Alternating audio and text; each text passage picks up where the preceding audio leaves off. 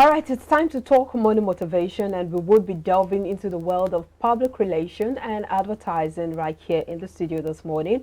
And joining us is Emmanuel Dairo. He is a PR and advertising expert. Thank you for joining us on the show. Good morning. Good morning to you. So what does it mean to be an advertising expert? All right, it means like having several strategies to deal with several brands and their problems. So there's definitely a relationship between public relations and advertising, isn't it? Yeah, quite intertwined. Oh, so let's talk about the relationship. So advertising is getting it out there. Public relations is probably getting the problem sorted. Like every brand has a problem. There are things that happen during the existence of the brand, like several things come into place, and then public relations is trying to fix those problems. Advertising is trying to get the brands out there. So in identifying the problem for each brand, what are the steps you take? How do you identify? Because I know each brand has its own peculiar problems and challenges. How do you go about it? Yeah, first of all is getting the target audience. Okay. After the target audience, you get the their whatever, like the things they do, all those kind of getting to know the target audience first, then the details of the problem. When you get the details of the problem, you check how the problem started, and then with that you get how to solve it. Okay. In terms of solving, these problems and trying to get that brand out there, where's the place of branding in all of this? Branding is the very beginning. At the very beginning? Yeah, branding. Are you trying to say like branding of the company? Yes, when I mean branding of a company, for example, the company has been in existence, but that challenges it in terms of, getting customers, in terms of market sales and what have you, and the company is trying to rebrand, as you've said, the company has a problem, but for you to get that, solve the problem and get the company out there in terms of advertising, there needs to be some sort of rebranding, either in terms of products or the company itself as a whole. So not necessarily though, but okay. You are the expert, you have the floor. Yeah, not necessarily. It depends on what the problem is. You might not necessarily rebrand. Okay. You might just take it from another approach.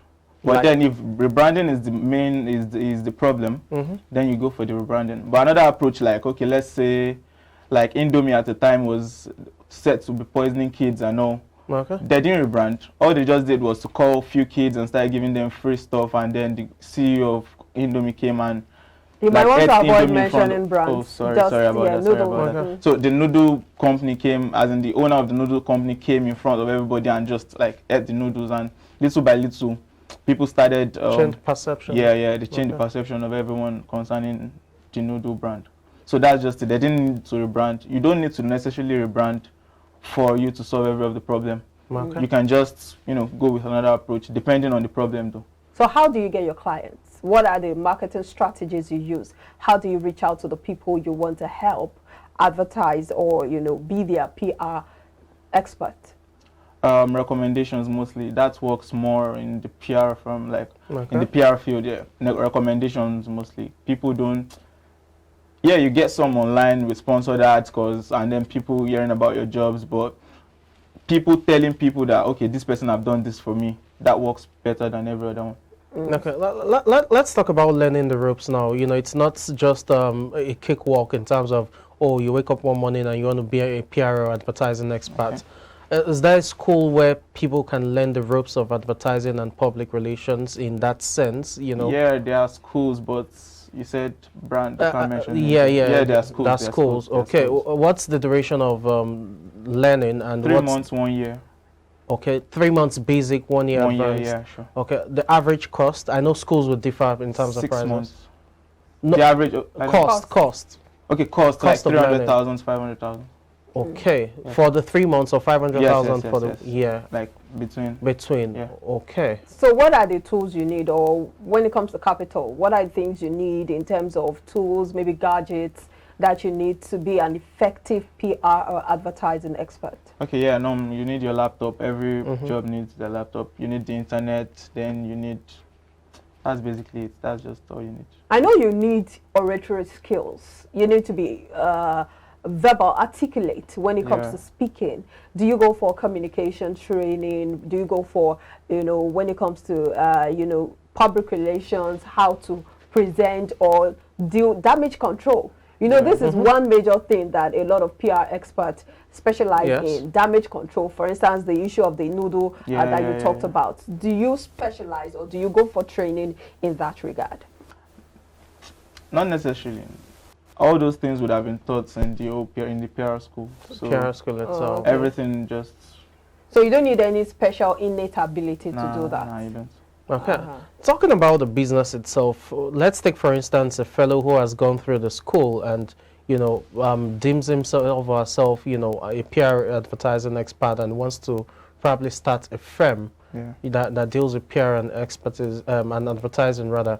What does it entail for someone who wants to start the business itself in terms of establishing the firm? Capital-wise. Capital steps that will be taken, you know, just run us through the basic process of the company. Everything and all of that. First is going to the school norm, then after the school you get your name, you try to look for a name that is kind of, you know, unique to you. You might not be unique to any other person, but to you, unique to you, and then you try to source for your clients. Getting the first client is the hardest part of the job though.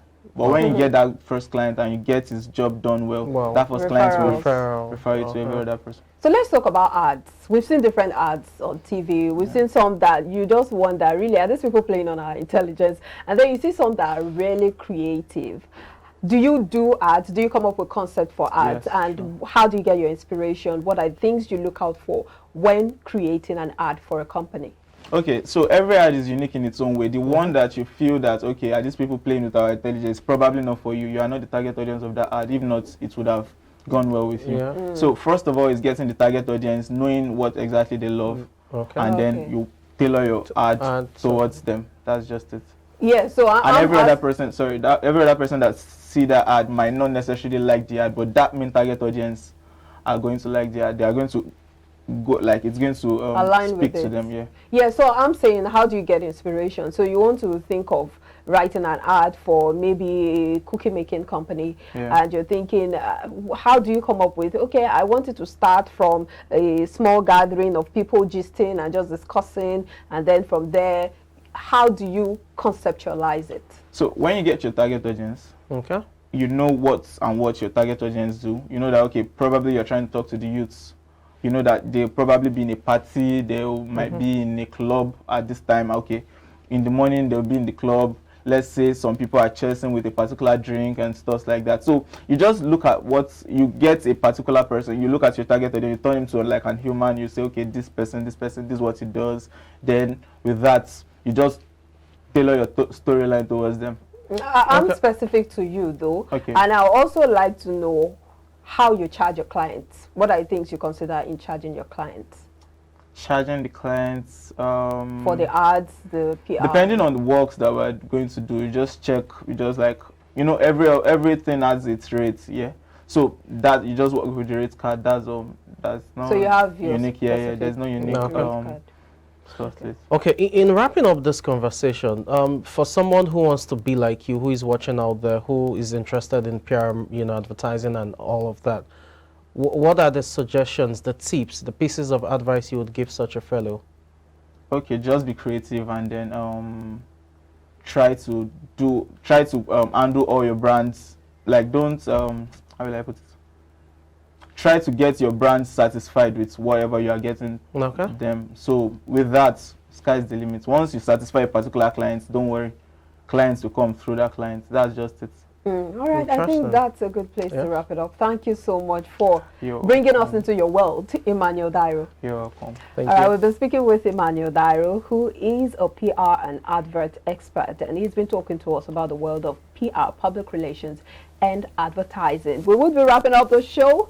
On that note, Samson, it's been a pleasure. It's been a great time rolling with you on the show. It is. All right, let's do this again some other time. Have a pleasant day. My name is Omobolanle Adeshi. Bye for now. I'm Samson Lady. Do have a great day.